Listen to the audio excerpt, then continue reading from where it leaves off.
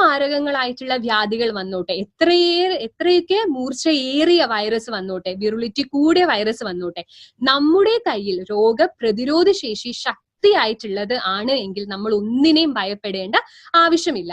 ആ രോഗപ്രതിരോധ ശേഷി വർദ്ധിപ്പിക്കാനായിട്ടുള്ള പ്രൊഡക്ട്സ് ആണ് നമ്മുടെ എലമെന്റ്സ് വെൽനെസ്സിലായിക്കോട്ടെ, ഓൺ ആൻഡ് ഓണിലായിക്കോട്ടെ, അതിലൊക്കെ വരുന്ന പ്രൊഡക്ട്സ്.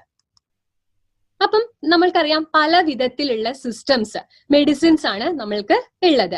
ഹോമിയോപ്പതി, നാച്ചുറോപ്പതി, അലോപ്പതി പറഞ്ഞിട്ട്. അപ്പം അതിൽ നിന്നും നമ്മളുടെ MI ലൈഫ് സ്റ്റൈൽ തെരഞ്ഞെടുത്തിട്ടുള്ളത് ഏത് ശാസ്ത്രത്തെയാണ്? ആയുർവേദത്തെയാണ് തെരഞ്ഞെടുത്തിട്ടുള്ളത്. നൂറ്റാണ്ടുകൾ പഴക്കമുള്ള ആയുർവേദത്തെയാണ് തെരഞ്ഞെടുത്തിട്ടുള്ളത്.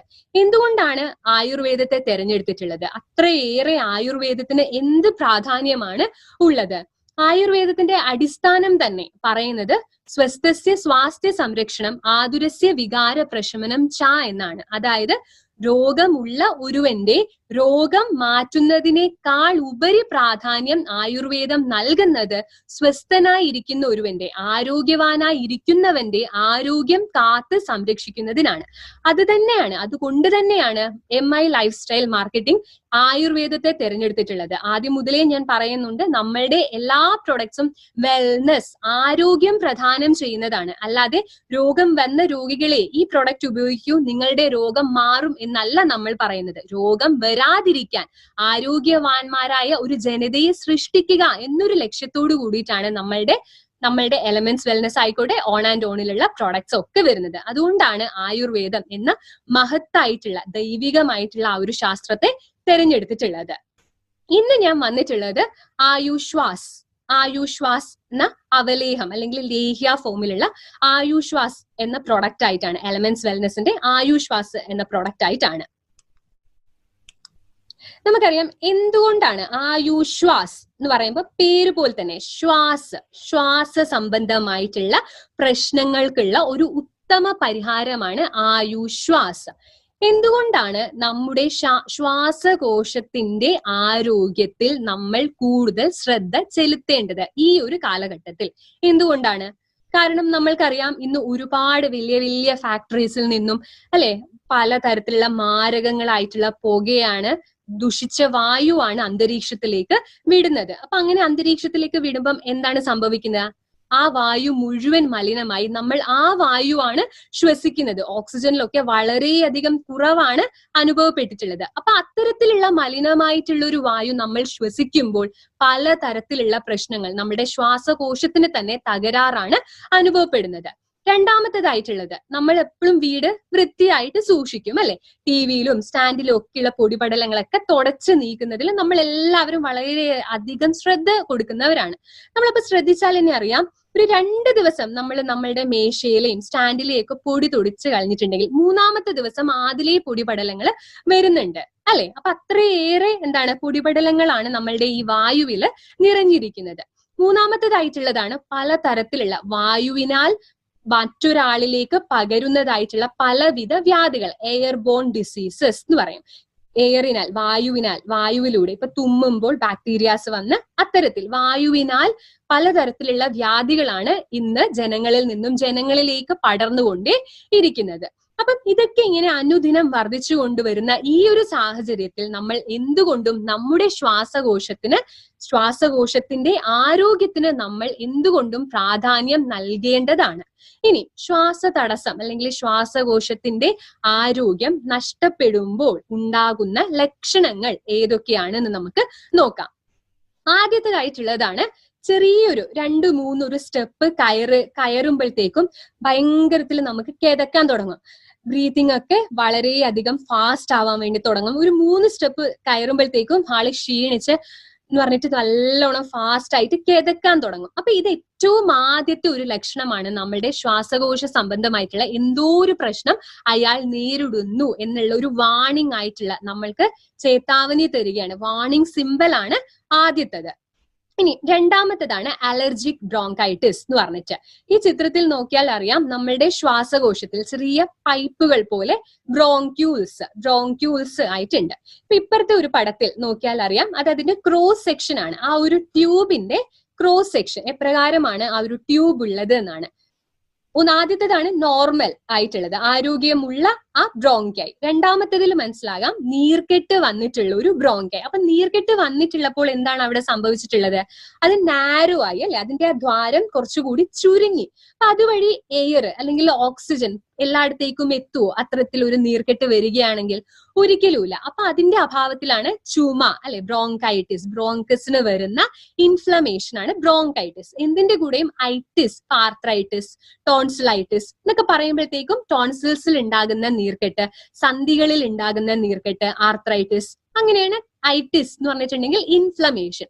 ബ്രോങ്കസിൽ ഉണ്ടാകുന്ന ഇൻഫ്ലമേഷൻ ആണ് രണ്ടാമതായിട്ടുള്ള സിംറ്റം, ലക്ഷണം. അതുവഴി എന്താണ്? കുത്തി കുത്തിയുള്ള ചുമ, കഫം വരുന്ന പോലെയുള്ള ചുമ, ചുമയ്ക്കുമ്പോൾ കഫം വരുന്നത്, ഇതാണ് രണ്ടാമതായിട്ടുള്ള ലക്ഷണം. ഇനി മൂന്നാമത്തെ ലക്ഷണമാണ് റൈനൈറ്റിസ് അല്ലെങ്കിൽ ജലദോഷം. നമ്മളുടെ മൂക്കിന്റെ ഇന്നർ ലൈനിങ്ങിൽ ഉണ്ടാകുന്ന നീർക്കെട്ട് മൂലം ഉണ്ടാകുന്ന ജലദോഷം അല്ലെങ്കിൽ തുമ്മൽ, അമിതമായിട്ട് ഇങ്ങനെ ജലദോഷം വന്നുകൊണ്ടിരിക്കുക. അപ്പൊ ഇത്രയുമാണ് കാരണങ്ങൾ. എന്തൊക്കെയാണ്? ഇത്രയുമാണ് ലക്ഷണങ്ങൾ. ഇനി നമ്മൾക്ക് അടുത്തതായിട്ട് കാരണങ്ങളിലേക്ക് പോകാം. എന്തൊക്കെ കാരണങ്ങൾ കൊണ്ടാണ് ഒരാൾക്ക് ശ്വാസകോശ സംബന്ധമായിട്ടുള്ള പ്രശ്നങ്ങൾ വരുന്നത് എന്ന്. ആദ്യത്തത് അലർജി.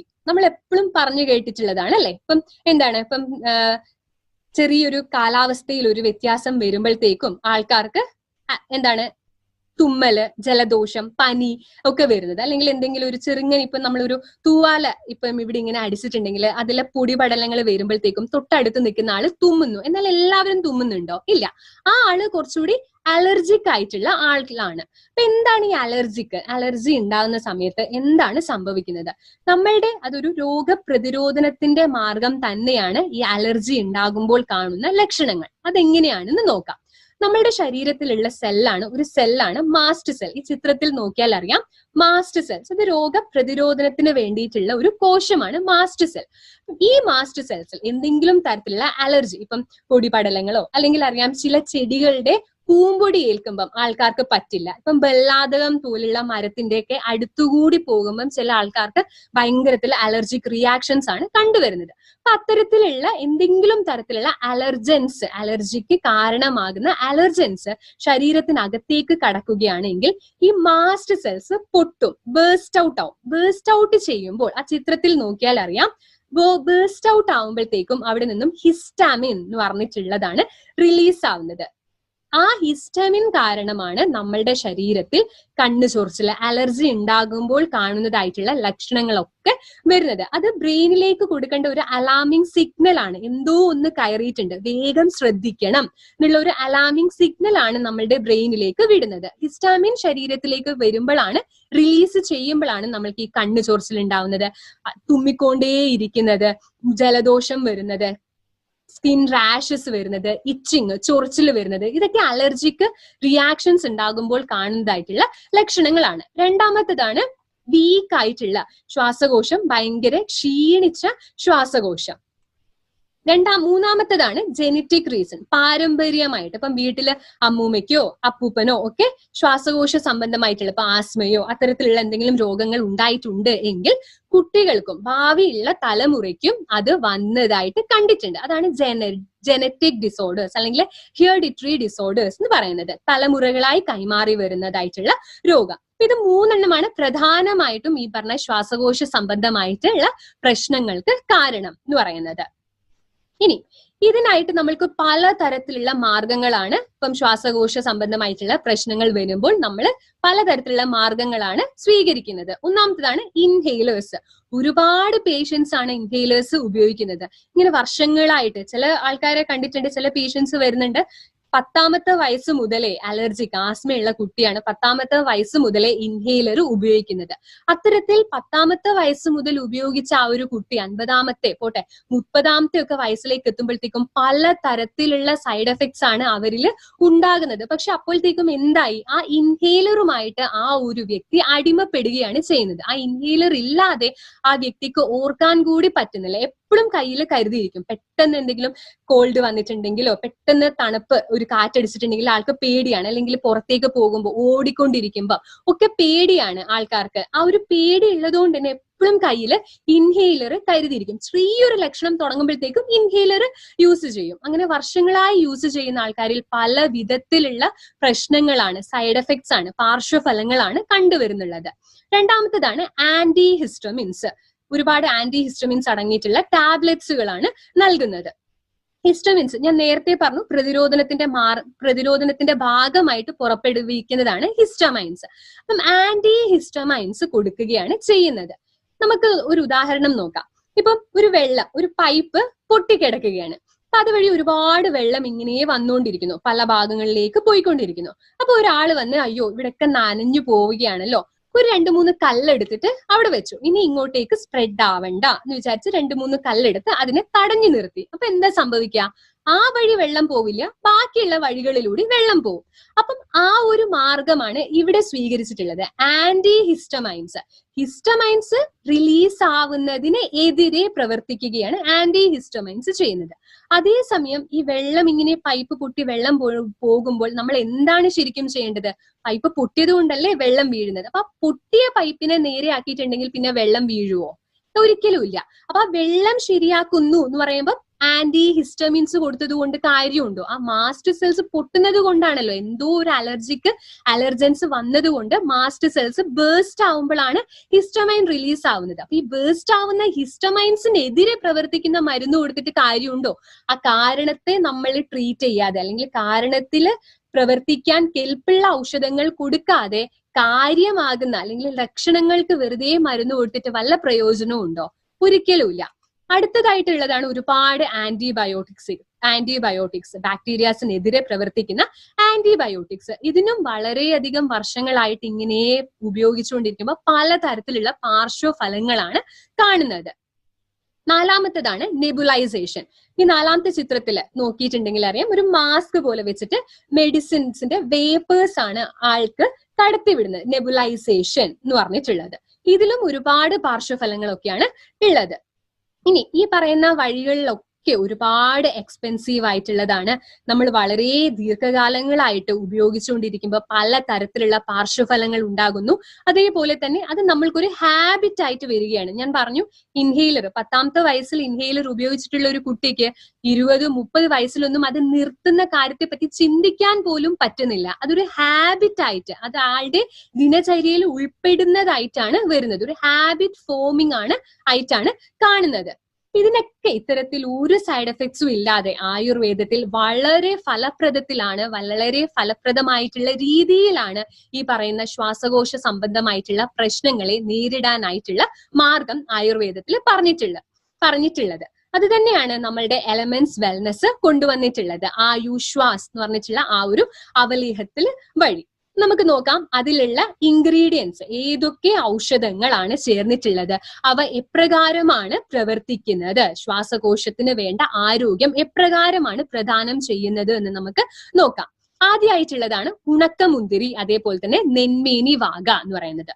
ഉണക്കമുന്തിരിയുടെ ഏറ്റവും വലിയ പ്രത്യേകത എന്ന് പറഞ്ഞാൽ അതില് ഒരുപാട് അമിനോ ആസിഡ്സ് റിച്ച് ആയിട്ടുള്ളതാണ് ഉണക്കമുന്തിരി. അതേപോലെ തന്നെ മൈക്രോ സർക്കുലേഷൻ, ചെറിയ വെസൽസിലൂടെയുള്ള മൈക്രോ സർക്കുലേഷൻ പ്രൊമോട്ട് ചെയ്യുന്ന ഒന്നാണ് ഈ പറഞ്ഞിട്ടുള്ള ഉണക്കമുന്തിരി എന്ന് പറഞ്ഞാൽ. അതേപോലെ തന്നെ ഊർജ്ജ ഉൽപാദനത്തിന് വേണ്ടിയിട്ട് സഹായിക്കുകയും കൂടി ചെയ്യുന്നതാണ് ഉണക്കമുന്തിരി. നമുക്കറിയാം ശ്വാസകോശം എപ്പോഴും പ്രവർത്തിക്കണം അല്ലെ, ഓക്സിജൻ നമ്മളുടെ ശരീരത്തിൽ എല്ലായിടത്തേക്കും എത്തണം. ഓക്സിജൻ ബ്രെയിനിലേക്ക് എത്താത്ത പക്ഷം സെക്കൻഡുകൾക്കുള്ളിലാണ് ആള് സ്ട്രോക്ക് വന്ന് അല്ലെങ്കിൽ പാരാലൈസ്ഡ് ആയിട്ട് ഹെമിപ്ലീജിയ, പാരപ്ലീജിയ പോലുള്ള, അതായത് ഒരു വശം തളർന്നു കിടക്കുക അല്ലെങ്കിൽ കംപ്ലീറ്റ് ആയിട്ട് കൈകാലുകളിൽ ചലനമറ്റ് കിടക്കുകയൊക്കെ വരുന്നത് ഓക്സിജൻ എത്താത്ത പക്ഷമാണ്, ശരീരത്തിൽ അല്ലെങ്കിൽ ബ്രെയിനിലേക്ക് എത്താതെ ഇരിക്കുമ്പോഴാണ് ഉണ്ടാകുന്നത്.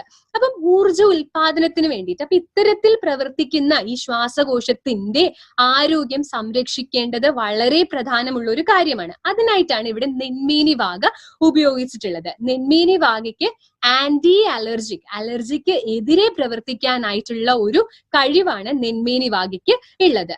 അടുത്തതായിട്ടുള്ള 2 ഔഷധങ്ങളാണ് കണ്ടകാരി ചുണ്ടയും അതേപോലെ തന്നെ ആടലോടകവും. കണ്ടകാരി ചുണ്ടിന്റെയും ആടലോടകം എന്തിനാണ് ആടലോടകം ഉപയോഗിക്കുന്നത് അറിയാം അല്ലെ? പണ്ട് മുതലേ പറഞ്ഞു കേട്ടിട്ടുള്ളതാണ്. എപ്പോഴാണ്?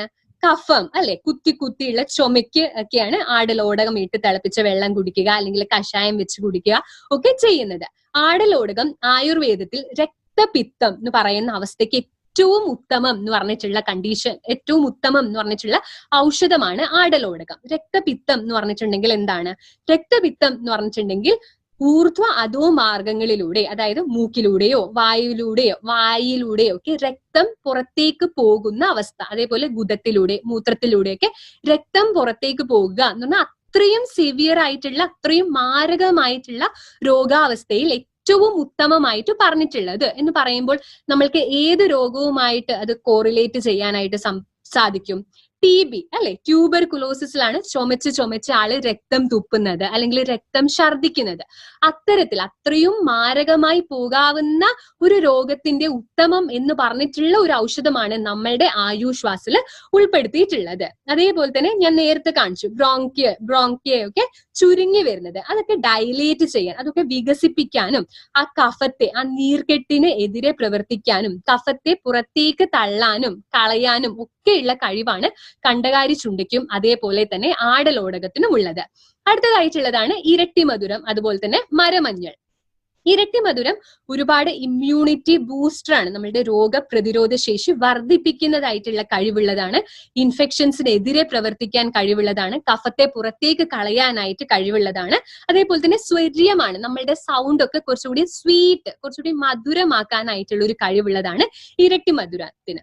അതുപോലെ ദാരുഹരിദ്ര, മരമഞ്ഞൾ എന്ന് പറഞ്ഞാൽ നമുക്കറിയാം അല്ലെ, മഞ്ഞൾ നമ്മൾ എപ്പോഴാ തേക്കുന്നത്? എന്തെങ്കിലും ഇപ്പം കടന്നൽ കുത്തിയിട്ടുണ്ടെങ്കിലോ എന്തെങ്കിലും വിഷം എന്തെങ്കിലും ഏറ്റിട്ടുണ്ടെങ്കിലോ അല്ലെങ്കിൽ ഒന്നും വേണ്ട, ചൊറിച്ചിലൊക്കെ വരുമ്പോഴത്തേക്കും നമ്മൾ തുളസി നീരും മഞ്ഞളും കൂടി ചേർത്തിട്ട് നമ്മൾ കയ്യിൽ പുരട്ടും. എന്താണ് മഞ്ഞളിന്റെ ആക്ഷൻ?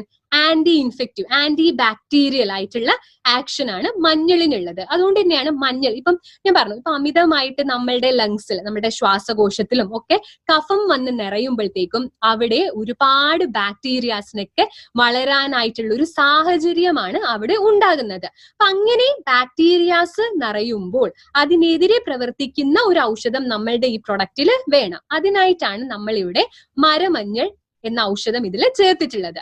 അടുത്തതായിട്ടുള്ളതാണ് ജഡാമാഞ്ചി എന്ന് പറയുന്നത്. ജഡാമാഞ്ചി കുറച്ചുകൂടി ബ്രെയിനിലാണ് അതിന്റെ ആക്ഷൻ, നമ്മളുടെ മനസ്സിനെ കുറച്ചുകൂടി ശാന്തമാക്കുക എന്നുള്ള ഒരു കർമ്മമാണ് ജഡാമാഞ്ചിക്കുള്ളത്. ഞാൻ പറഞ്ഞു, ഇപ്പം ആസ്മ ഉള്ള രോഗികൾക്കാണെങ്കിൽ എപ്പോഴും ടെൻഷൻ ആയിരിക്കും അല്ലെ, ഒരു ടൂറ് പോകുമ്പോഴോ ഒന്നും ഭയങ്കര ടെൻഷൻ ആയിരിക്കും. ഇൻഹേലർ എപ്പോഴും കയ്യിൽ കരുതി വെക്കും, എപ്പോഴാണ് തനിക്ക് ഇങ്ങനെ ശ്വാസതടസ്സം അനുഭവപ്പെടുക എന്നുള്ള പല ടെൻഷനാണ് ഉണ്ടാവുന്നത്. അപ്പം ബ്രെയിൻ എപ്പോഴും ഇങ്ങനെ വിജിലന്റ് ആയി ഒരുപാട് ടെൻഷൻ ഇങ്ങനെ നിറഞ്ഞിരിക്കുന്ന സമയത്ത് നമ്മളുടെ മനസ്സിനെ, നമ്മുടെ ബ്രെയിനിനെ ഒന്ന് റിലാക്സ് ചെയ്യണം, ഒന്ന് കാമാക്കി നിർത്തണം. ആ ഒരു കർമ്മത്തിന് വേണ്ടിയിട്ടാണ് ജഡാമാഞ്ചി ഇതിൽ ചേർത്തിട്ടുള്ളത്. പിന്നെ അടുത്തതായിട്ട് ഏലക്ക, ആന്റി ബാക്ടീരിയൽ കർമ്മം ഉള്ളതാണ് ഏലക്കയ്ക്ക്. പിന്നെ ഉള്ളതാണ് തൃകടു എന്ന് പറയുമ്പോൾ ചുക്ക്, കുരുമുളക്, തിപ്പലി. അതിനെന്ന് പറഞ്ഞാൽ ഓവറോൾ ഈ പറഞ്ഞിട്ടുള്ള ഔഷധങ്ങളുടെ ഒക്കെ കർമ്മം കുറച്ചുകൂടി കുറച്ചുകൂടി വർദ്ധിപ്പിക്കാൻ കഴിവുള്ളതാണ്. അതേപോലെ തന്നെ നമ്മളുടെ ദഹനശേഷി കൃത്യമാക്കി കൊണ്ടുപോകാനായിട്ട് ഞാൻ ആദ്യമേ പറഞ്ഞു, ഇമ്മ്യൂണോ 3+ എടുത്തപ്പോഴേ പറഞ്ഞിരുന്നു, നമ്മളുടെ അഗ്നി, ഒരുവന്റെ അഗ്നി, പാചക അഗ്നി, ജഠരാഗ്നി കൃത്യമായിട്ടില്ല എങ്കിൽ പല വിധത്തിലുള്ള രോഗങ്ങൾക്കാണ് അത് കാരണമാകുന്നത് എന്ന് ഞാൻ പറഞ്ഞിരുന്നു. അപ്പം അങ്ങനെയാണ് രോഗം വന്നിട്ടുള്ളത് എങ്കിൽ അതിനെ തടയാൻ വേണ്ടിയിട്ടാണ് ഇതിൽ തൃകടു അല്ലെങ്കിൽ ചുക്ക്, കുരുമുളക്, തിപ്പലി ഇതിൽ ചേർത്തിട്ടുള്ളത്. പിന്നെ ഉള്ളതാണ് മധുവിന് കുറച്ചുകൂടി യോഗവാഹിത്വം എന്ന് പറയും. അതായത് ബാക്കി കൂടെ ചേർന്നിട്ടുള്ള ഔഷധങ്ങളുടെ പൊട്ടൻസി കുറച്ചുകൂടി കൂട്ടുക എന്നുള്ളൊരു, യോഗവാഹിത്വം എന്ന് പറഞ്ഞാൽ കൂടെ ചേർന്നിട്ടുള്ള ഔഷധങ്ങളുടെ കഴിവിനെ കുറച്ചുകൂടി ബൂസ്റ്റപ്പ് ചെയ്യുക എന്നുള്ള ഒരു കർമ്മമാണ് നമ്മളുടെ മധുവിനുള്ളത്. പിന്നെ ശർക്കരയും ഇതിൽ ചേർത്തിട്ടുണ്ട്. ശർക്കര കുറച്ചുകൂടി ഊർജ ഉൽപാദനത്തിന് വേണ്ടിയിട്ടൊക്കെയാണ് ഇതിൽ ശർക്കര ചേർത്തിട്ടുള്ളത്. അപ്പം ഇത്തരത്തിലുള്ള ഒരു കോമ്പിനേഷൻ, ആദ്യമായിട്ട് ഒരു പ്രൊഡക്റ്റിൽ വരുന്ന ഒരു കോമ്പിനേഷനാണ് ഇത്. നെന്മേനി വാഗിയും ഉണക്കമുന്തിരിയും ജഡാമാഞ്ചിയും ഒക്കെ. അപ്പൊ നമുക്ക് നോക്കിയാൽ തന്നെ അറിയാം, വളരെ ഭയങ്കര ബ്രില്യന്റ് ആയിട്ടുള്ള ഒരു കോമ്പോസിഷൻ ആണ് ഇതിൽ ഉള്ളത്. എല്ലാ തരത്തിലും ഒന്ന് ആലോചിച്ച് നോക്കിയിട്ടുണ്ടെങ്കിൽ കഫത്തെ പുറത്ത് കളയണം അല്ലെ, ഇനി കഫം കാരണം അവിടെ ബാക്ടീരിയാസ് ഉണ്ടായിട്ടുണ്ടെങ്കിൽ അതിനൊരു പരിഹാരം വേണം. അതിനായിട്ട് ദാരുഹരിദ്ര. ഇനി അതിന്റെ കാരണം, ഇനി അഗ്നി കൃത്യമായിട്ടല്ല നടക്കുന്നത്, അതുവഴിയാണ് ഈ പറയുന്ന രോഗപ്രതിരോധ ശേഷി നശിച്ചിട്ടുള്ളത് എങ്കിൽ അതിനൊരു പരിഹാരം എന്നോണം തൃകടു ചേർത്തിട്ടുണ്ട്. അത്തരത്തിലുള്ള ആൾക്കാർക്ക് പലതരത്തിലുള്ള സ്ട്രെസ് ഉണ്ടാകുന്നുണ്ട്. അതിനെ ഒന്ന് കാം ചെയ്യാൻ വേണ്ടിയിട്ട് ജടാമാഞ്ചി അതിൽ ചേർത്തിട്ടുണ്ട്. അപ്പം വളരെയധികം ബ്യൂട്ടിഫുൾ ആയിട്ടുള്ള ഒരു കോമ്പിനേഷൻ ആണ് നമ്മളുടെ ഈ ആയുശ്വാസം എന്ന് പറയുന്ന അവലേഹത്തിൽ വന്നിട്ടുള്ളത്. ഇനി ഇതിന്റെ ഡോസേജ് എപ്രകാരമാണ് എന്ന് നോക്കാം. ഇതിന് ഇന്ന സമയത്ത് കഴിക്കണം അല്ലെങ്കിൽ ഇത്ര അളവിൽ കഴിക്കണം എന്നില്ല. ഇത് അവലേഹമാണ്. അവലേഹം, ലേഹനമാണ്. ലിഖ്യതേ അനേന ഇത് ലേഹനം എന്നാണ്. നമ്മൾ നക്കി നക്കി കഴിക്കുന്നതിനെയാണ് ലേഹനം, അവലേഹം എന്ന് പറയുന്നത്. അതായത് നമുക്ക് ഇഷ്ടത്തിനനുസരിച്ച് എന്താണ്, ഇപ്പൊ പെട്ടെന്ന് ഒരു ചുമ അല്ലെങ്കിൽ കഫം നിറഞ്ഞതുപോലെ ഉണ്ടെങ്കിൽ ആ സമയത്ത് കയ്യിലിട്ട് അല്ലെങ്കിൽ 1 ടീസ്പൂൺ കഴിക്കാവുന്നതാണ്. നക്കി നക്കി അലീച്ചലീച്ച് കഴിക്കണം എന്നാണ് പറഞ്ഞിട്ടുള്ളത്. അങ്ങനെയാണ് കഴിക്കേണ്ടത് അവലേഹം എന്ന് പറഞ്ഞിട്ടുള്ളത്. ഇനി അതല്ല, ഇങ്ങനെ നക്കി നക്കി അല്ലെങ്കിൽ അലീച്ചലീച്ച് കഴിക്കാൻ ബുദ്ധിമുട്ടുള്ളവർക്ക് ചൂട് ചായന്റെ കൂടെയോ പാലിന്റെ കൂടെയോ ഒക്കെ ചേർത്ത് കഴിക്കാൻ വേണ്ടി സാധിക്കും. ഇനി ചെറിയ രീതിയിലുള്ള എന്താണ് ആസ്മ പോലുള്ള പ്രശ്നങ്ങളൊക്കെ ഉള്ളവർക്കാണെങ്കിൽ 1 തൊട്ട് 2 ടേബിൾ സ്പൂൺ, അതായത് 10 മുതൽ 20 ഗ്രാം വരെ ദിവസവും ഭക്ഷണത്തിന് മുന്നേ വെറും വയറ്റിൽ 2 നേരം വീതമാണ് കഴിക്കേണ്ടത്. 10 വയസ്സിന് മുകളിലുള്ളവർക്കാണ് ഇത് നമ്മൾ നൽകേണ്ടതായിട്ടുള്ളത്. അപ്പൊ അത്തരത്തിലുള്ള കുട്ടികൾക്കാണെങ്കിൽ പാലിലൂടെയോ വെള്ളത്തിലോ അല്ലെങ്കിൽ ഇപ്പൊ ചപ്പാത്തിയിലോ ഒക്കെ നമ്മൾ പേസ്റ്റ് ചെയ്തിട്ട് അപ്ലൈ ചെയ്തിട്ട് ചപ്പാത്തിയിലോ ബ്രെഡിലോ ഒക്കെ തേച്ചിട്ട് നമ്മൾക്ക് കൊടുക്കാൻ പറ്റും. കുട്ടികൾക്ക് അത് കഴിക്കാൻ ഇഷ്ടമില്ല എന്നുണ്ടെങ്കിൽ അങ്ങനെയൊക്കെ ചേർത്തിട്ട് നമുക്കത് കഴിക്കാവുന്നതാണ്. 10 വയസ്സിന് മുകളിലുള്ളവർക്കാണ് ഇത് നൽകേണ്ടത്. ഇനി ഇത് കൊടുക്കുമ്പോൾ എന്തൊക്കെയാണ് ശ്രദ്ധിക്കേണ്ടത്? ഇത് ഒരു കാരണവശാലും പ്രഗ്നന്റ് വുമൻസിനും ഗർഭിണികൾക്കും അതുപോലെ തന്നെ മുലയൂട്ടുന്ന സ്ത്രീകൾക്കും കൊടുക്കാനായിട്ട് പാടില്ല. ഇനി പലർക്കും എന്താണ് ആസ്മ പോലുള്ള പ്രശ്നങ്ങളൊക്കെ ഉണ്ട് എങ്കിൽ അവരോടൊക്കെ ഇത് കഴിക്കുമ്പോഴത്തേക്കും 3 മാസം കൃത്യമായിട്ട് നിർത്താതെ, ഇടയ്ക്ക് ഒരു സ്റ്റോപ്പ് പോലും ചെയ്യാതെ കൃത്യമായിട്ട് കണ്ടിന്യൂസ് ആയിട്ട് 3 മാസം ഇത് കഴിക്കാനായിട്ട് പറയണം.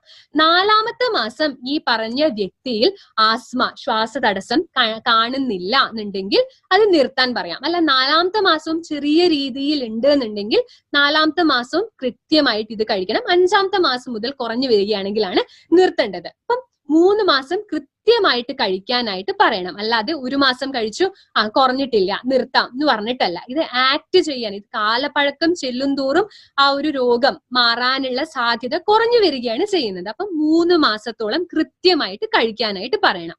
ഇനി കുറച്ചുകൂടി എന്താണ്, പണ്ട് മുതലേ ചെറുപ്പകാലത്തിലേ മുതലേ ഉള്ള അലർജിക് റിയാക്ഷൻസിനും ഒക്കെ നമുക്കിത് കൊടുക്കാവുന്നതാണ്. 2 ആഴ്ച കൊടുത്തിട്ടും ഇത് കുറഞ്ഞിട്ടില്ല എന്നുണ്ടെങ്കിൽ പറയണം, ഡോക്ടറെ കാണിക്കാനായിട്ട് പറയണം. ഇനി ആസ്മ രോഗികൾക്കൊക്കെ മരുന്ന് കഴിക്കുന്ന, അലോപ്പതി മരുന്നുകൾ കഴിക്കുന്നവരാണെങ്കിൽ അതിന്റെ കൂടെ നമ്മളുടെ ആയുശ്വാസ ലേഹ്യം കഴിക്കാനായിട്ട് പറയാം. 1 മണിക്കൂർ അല്ലെങ്കിൽ അരമണിക്കൂർ മുതൽ ഗ്യാപ്പ് വിട്ടതിന് ശേഷമാണ് രണ്ടും കഴിക്കേണ്ടത്. ഇത് ഒരിക്കലും ന്യൂമോണിയോ അല്ലെങ്കിൽ മാരകമായിട്ടുള്ള, ഇപ്പം ജനിക്കുമ്പോഴേ തന്നെ ആസ്മയൊക്കെ ശ്വാസതടസ്സമൊക്കെ കണ്ടിട്ടുണ്ട്, അത്തരത്തിലുള്ളവർക്കും ഒന്നും വേണ്ടിയിട്ടുള്ള ഒരു പ്രൊഡക്റ്റ് അല്ല ഇത്. അതുപോലെ പ്രമേഹം, ഞാൻ പറഞ്ഞിരുന്നു ഇതില് ഷുഗർ അല്ലെ, ശർക്കര ചേർന്നിട്ടുണ്ട് എന്നുള്ളത്. അതുകൊണ്ട് തന്നെ പ്രമേഹ രോഗികൾക്കും ഇത് നൽകരുത്. ഇത് കഴിച്ചതുകൊണ്ട് മാത്രം നമ്മളുടെ ശ്വാസകോശത്തിന് പൂർണ്ണമായിട്ടുള്ള ഒരു ആരോഗ്യം വരും എന്ന് നമ്മൾക്ക് പറയാനായിട്ട് പറ്റില്ല. അതോടൊപ്പം തന്നെ നമ്മൾ നമ്മുടെ ദിനചര്യയിൽ എപ്പോഴും ദിനചര്യയിൽ ഉൾപ്പെടുത്തേണ്ടതായിട്ടുള്ള ഒരു കാര്യമാണ് യോഗയും അതേപോലെ തന്നെ പ്രാണായാമവും. പ്രാണായാമത്തിനൊക്കെ ഭയങ്കര എഫക്റ്റ് ആണുള്ളത്. പല പേഷ്യൻസിനോടും നമ്മൾ നിർദ്ദേശിക്കുമ്പോൾ 2 മാസം അല്ലെങ്കിൽ നിങ്ങളുടെ ദിനചര്യയിൽ നിങ്ങൾ പ്രാണായാമം ചെയ്യുക, പ്ലസ് ഈ ഒരു ഔഷധം കഴിക്കുക എന്ന് പറയുമ്പോൾ ഭയങ്കര ബ്യൂട്ടിഫുൾ ആയിട്ടുള്ള റിസൾട്ട് ആണ്. തീർത്തും കാലപ്പഴക്കമുള്ള ആസ്മ പോലും മാറിയതായിട്ടാണ് കണ്ടിട്ടുള്ളത്. അപ്പോൾ നിങ്ങൾ പറയേണ്ട കാര്യമാണ്, ആയുശ്വാസ കൊടുക്കുമ്പോൾ യോഗയും അതുപോലെ തന്നെ പ്രാണായാമം എന്ന് വെച്ചാൽ ബ്രീത്തിങ് എക്സസൈസ് പറയുകയാണെങ്കിൽ നമ്മൾ ഇതുപോലെ നമ്മളുടെ ഇടത്തെ മൂക്ക് അടച്ചിട്ട് വലത്തെ മൂക്കിലൂടെ നന്നായിട്ട് ഇൻഹെയിൽ ചെയ്യുക, നല്ലോണം ബ്രീത്ത് ചെയ്യുക. ബ്രീത്ത് ചെയ്ത് ഒരു 10 സെക്കൻഡ് അല്ലെങ്കിൽ 5 സെക്കൻഡ് രണ്ടും ഹോൾഡ് ചെയ്തതിനു ശേഷം ഇടത്തെ മൂക്കിലൂടെ വിടുക. അതിനുശേഷം ഇടത്തെ മൂക്കിലൂടെ ബ്രീത്ത് എടുക്കുക, ശ്വാസം ഉള്ളിലേക്ക് എടുക്കുക, 10 സെക്കൻഡ് ഹോൾഡ് ചെയ്യുക, വലത്തെ മൂക്കിലൂടെ വിടുക. ഇത് എപ്പോഴും ഒരു 10-20 പ്രാവശ്യം ഈ ഒരു ദിനചര്യയിൽ നമ്മൾ രാവിലെയും രാത്രിയും ഒക്കെ ഉൾപ്പെടുത്തുകയാണെങ്കിൽ 1-2 ആഴ്ചക്കുള്ളിൽ തന്നെ വളരെ വലിയൊരു വ്യത്യാസമാണ് കാണുന്നത്. പ്ലസ് നമ്മളുടെ ആയുശ്വാസ പ്രൊഡക്റ്റും കഴിച്ച് പ്രാണായാമം ചെയ്യുകയാണെങ്കിൽ നമ്മൾക്ക് വളരെയധികം വണ്ടർഫുൾ ആയിട്ടുള്ള ഒരു റിസൾട്ട് ആണ് ആ രോഗിക്ക് കൊടുക്കാനായിട്ട് പറ്റുന്നത്.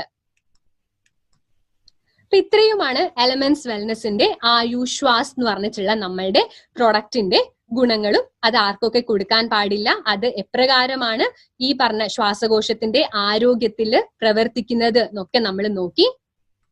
നമ്മൾ ഓൾറെഡി കവർ ചെയ്തിട്ടുള്ളത് ട്രെയിനിങ് എടുത്തിട്ടുള്ള പ്രൊഡക്ട്സ് ആണ് 95, സ്പൈറുലിന ഗോൾഡ്, ഇമ്മ്യൂണോ 3+,